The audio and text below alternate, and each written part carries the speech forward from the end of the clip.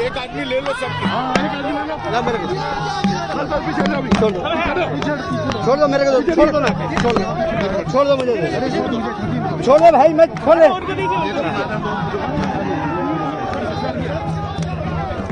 बोलिए बोलिए माइक लगाइए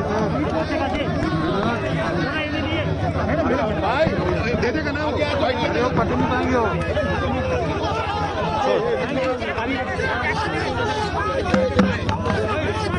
विनोद विनोद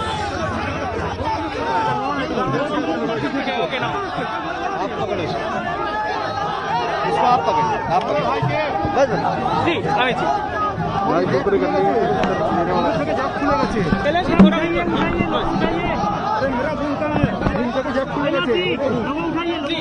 शुरू कीजिए। अरे यार सबने उठाओ, धीरे धीरे भाई, धीरे बोलने दीजिए। चलो हो गए जी सर, शुरू कीजिए। आज भगवान बिरसा मुंडा की प्रतिमा को श्रद्धांजलि देकर मेरे 2 दिन के बंगाल दौरे की शुरुआत हुई है। कल रात से मैं बंगाल में हूं, जहां पर भी गया इसी प्रकार का उत्साह, इसी प्रकार का स्वागत दिखाई पड़ता है।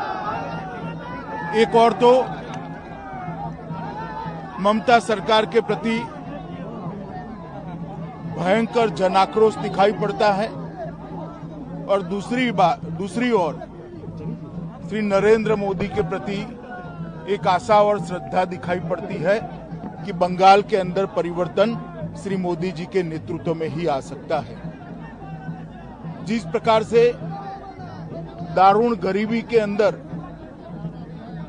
फंसे हुए बंगाल में मोदी सरकार ने भेजी हुई सारी सुविधाएं, मदद और बंगाल के लोगों को अपना जीवन धोरण सुधारने के लिए जिस प्रकार का आश्वासन भारत सरकार ने दिया है वो लोगों तक नहीं पहुंच रहा है। मैं इसी क्षेत्र की बात कर लूं, आदिवासी बहुल एक क्षेत्र के अंदर न आदिवासियों के लिए जो घर के पैसे भेजे हैं वो आदिवासियों तक पहुंचे हैं, ना किसानों को 6,000 रुपया मिलना चाहिए हर साल वो मिल रहा है, ना हर गरीब परिवार को 5 लाख रुपए का स्वास्थ्य का सुविधा मिलना चाहिए वो भी नहीं मिल रहा है। भारत सरकार की 80 से ज्यादा योजनाएं जो गरीब, दलित, आदिवासी और पिछड़े लोगों के लिए है उसको ममता सरकार रोक कर बैठी है। मैं ममता दीदी को बताना चाहता हूं कि आपके मन में भय है कि इन योजनाओं को रोकने से आप भारतीय जनता पार्टी को रोक लोगी, तो आपकी भ्रांति है। आप एक गरीब लोगों के लिए मोदी जी ने जो 6,000 रुपया प्रति साल भेजा है वो पहुंचने दीजिए, स्वास्थ्य की सुविधाएं पहुंचने दीजिए, शौचालय पहुंचने दीजिए, इनका घर उन तक पहुंचने दीजिए, तो शायद थोड़ा बहुत भी आपके लिए सोचेंगे।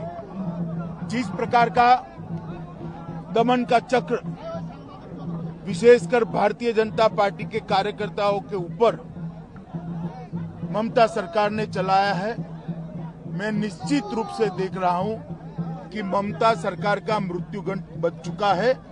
आने वाले दिनों में यहां भारतीय जनता पार्टी की 2/3 बहुमत की सरकार बनने जा रही है। मैं आज बंगाल की जनता को अपील करने आया हूं कि बंगाल एक सरहदी प्रांत है, देश की सुरक्षा बंगाल की आंतरिक सुरक्षा के साथ जुड़ी है। देश की सुरक्षा को सुनिश्चित करने के लिए, बंगाल के युवा को रोजगारी देने के लिए और बंगाल के गरीब लोगों को दारुण गरीबी से बाहर निकालने के लिए इस सरकार को उखाड़ कर फेंक दीजिए।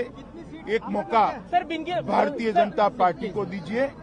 हम आने वाले दिनों में यहाँ पर सोनार बांग्ला की रचना करने के लिए मोदी जी के नेतृत्व में भरसक सर, बंगाल में चुनावी चेहरे कौन होंगे? धन्यवाद।